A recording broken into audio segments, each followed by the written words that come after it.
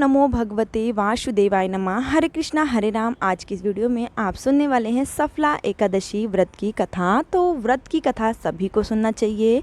अगर आप व्रत नहीं रख पा रहे हैं तो भी इससे भगवान विष्णु माता लक्ष्मी की सदैव कृपा हम पे बनी रहती है। चलिए स्टार्ट करते हैं वीडियो। उसके पहले छोटी सी रिक्वेस्ट है, चैनल पे नए हैं तो सब्सक्राइब करें और धार्मिक हिंदू व्रत त्यौहार जानकारी और कथाओं के लिए तो बोलिए विष्णु भगवान की जय, लक्ष्मी माता की जय। चंपावती नगरी में एक महिषामान नाम का राजा राज करता था। उसके 4 पुत्र थे। उन सब में लुम्पक नाम वाला बड़ा राजपुत्र महापापी था। वह पापी सदा परस्त्री और वैश्यागमन तथा दूसरे बुरे कामों में अपने पिता का धन नष्ट किया करता था। सदैव ही देवता ब्राह्मण वैश्यों की निंदा किया करता था। जब राजा को अपने बड़े पुत्र के ऐसे कुकर्मों का पता चला तो उन्होंने उसे अपने राज्य से निकाल दिया। तब वह विचारने लगा कि कहाँ जाऊँ, क्या करूँ। अंत में उसने चोरी करने का निश्चित किया। दिन में वह वन में रहता और रात्रि को अपने पिता की नगरी में चोरी करता तथा प्रजा को तंग करने और उन्हें मारने का कुकर्म करता था। कुछ समय पश्चात सारी नगरी भयभीत हो गई। वह वन में रहकर पशु आदि को मारकर खाने लगा। नागरिक और राज्य के कर्मचारी उसे पकड़ लेते किंतु राजा के भय से छोड़ देते थे। वन के एक अति प्राचीन विशाल पीपल का वृक्ष था। लोग उसकी भगवान के समान पूजा करते थे। उसी वृक्ष के नीचे वह महापापी लुम्पक रहता करता था। इस वन को लोग देवताओं की कीड़ा स्थली मानते थे।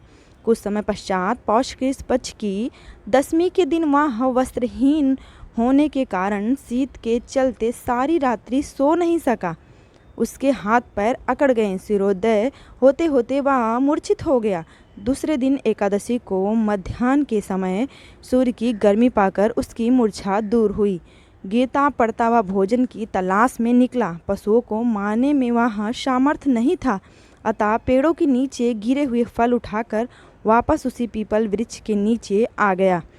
उस समय तक भगवान सूर्य अस्त हो चुके थे। वृक्ष के नीचे फल रखकर कहने लगा, हे भगवान, अब आपके ही अर्पण है ये फल, आप ही तृप्त हो जाइए।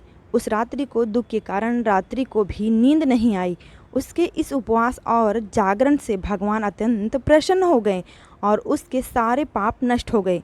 दूसरे दिन प्रातःकाल एक अति सुंदर घोड़ा अनेक सुंदर वस्त्रों से सजा हुआ उसके सामने आकर खड़ा हो गया। उसी समय आकाशवाणी हुई कि हे राजपुत्र, श्री नारायण की कृपा से तेरे पाप नष्ट हो चुके हैं। अब तू अपने पिता के पास जाकर राज्य प्राप्त कर ले। ऐसी वाणी सुनकर वह अत्यंत प्रसन्न हुआ और दिव्य वस्त्र धारण करके भगवान आपकी जय हो कहकर अपने पिता के पास गया और उसके पिता जो हैं बहुत ही प्रसन्न हुए और राज्य का भार सौंप दिए उसको और वन का रास्ता लिया। अब लुम्पक शास्त्रानुसार राज करने लगा।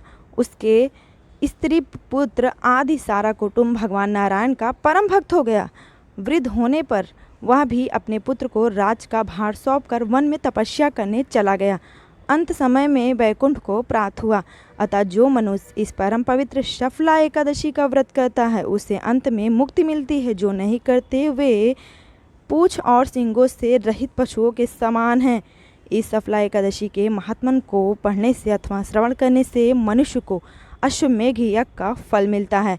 इसीलिए सफला एकादशी व्रत हो सके तो सभी को करनी चाहिए। अगर आप नहीं कर सकते कथा जरूर सुननी चाहिए और इस दिन भगवान विष्णु माता लक्ष्मी का ध्यान अवश्य करना चाहिए। तो वीडियो अच्छी लगी हो, कथा अच्छी लगी हो तो एक बार लाइक ज़रूर कीजिएगा। कमेंट्स बॉक्स में राधे राधे लिखना न भूलिएगा। जितना हो सके कथा को शेयर कीजिए जिससे सभी लोग सुन सके, इसका पुण्य और हम सभी को प्राप्त हो सके। मिलेंगे फिर नेक्स्ट वीडियो में, तब तक के लिए राधे राधे, जय माता दी।